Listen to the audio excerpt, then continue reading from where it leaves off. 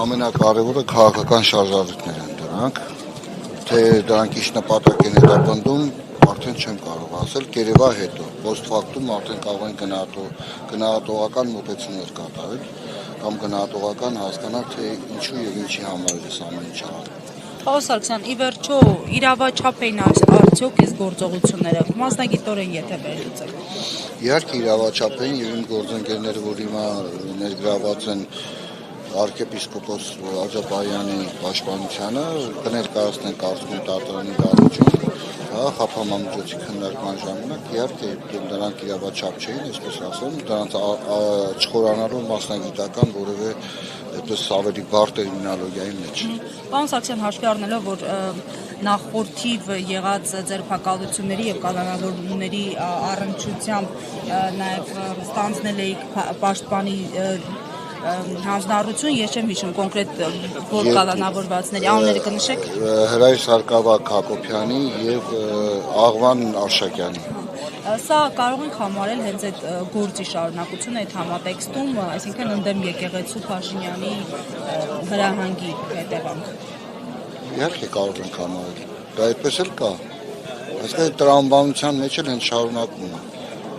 Եվ սա շարունակություն ունենալու է նաեւ։ Ինչպես կանխել, որպես քաղաքացի։ Կանխել ես չեմ կարող ասել, ուղղակի յուրաքանչյուրը պետք է կարողանա իր չափի մեջ մնա, այսքան բան, ես սա կարող եմ ասել, կանխելու համար բան պետք չի, ուժ պետք չի գործադրել, յուրաքանչյուրը պետք է հասկանա որտեղ է գտնվում եւ ինչ է անում, ինչով է զբաղված։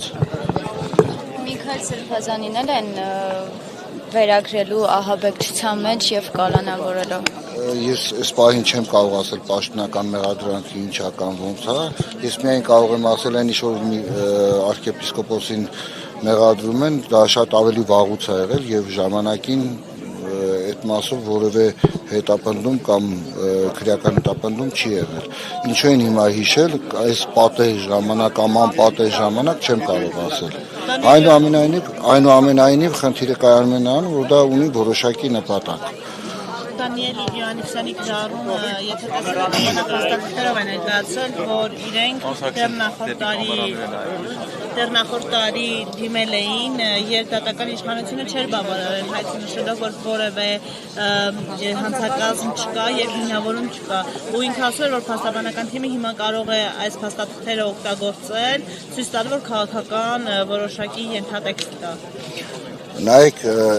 տեսեք Դանիել Յովաննիսյանի ես չգիտեմ, չեմ տեսել թե ինչ է ներկայացրել, բայց ենթադրում եմ, որ խոսքը որոշման մասին է, դատավարական որոշման մասին է, իսկ այո, նույն հայտարարության վերաբերյալ եւ օրենքով նախատեսված կարգով, եթե նախինում իրավապահ մարմինները հրաժարվել են քրեական հետապնդում իրականացնելուց կամ քրեական վարույթ նախաձեռնելուց, հետեւաբար դա ներկայիս քրեական վարույթը բացարձակ նիշով եմ ասում, բացառող հանգամանք է, հետևաբար այս քրեական վարույթը, որը նախաձեռնվել է, չէր կարող նախաձեռնվել եւ դա տանում է ուղիղ հանցակազմի բացակայության այնպես, ինչպես եղել է նախկին որոշման մեջ։ Հիմա մեղադրանքը պաշտպանելու։ Հիմա մեղադրանքի պաշտպանությունը չի, հիմա միշտ դատական վարույթ է, նախաքննության փուլն է, վարույթը բացառող հանգամանքի առկայության պայմաններում ես չեմ կարող ասել, թե որտեղ անվանությամբ են շարժվում, որտեղ այստեղ աշխատում են եւ կոնվենցիոն դրույթները, մարդու իրավունքների եւ ազատությունների Եվրոպական կոնվենցիայի դրույթները, Հայաստանի Հանրապետության սահմանադրությունը եւ քրեական դատավարության օրենսգիրքը։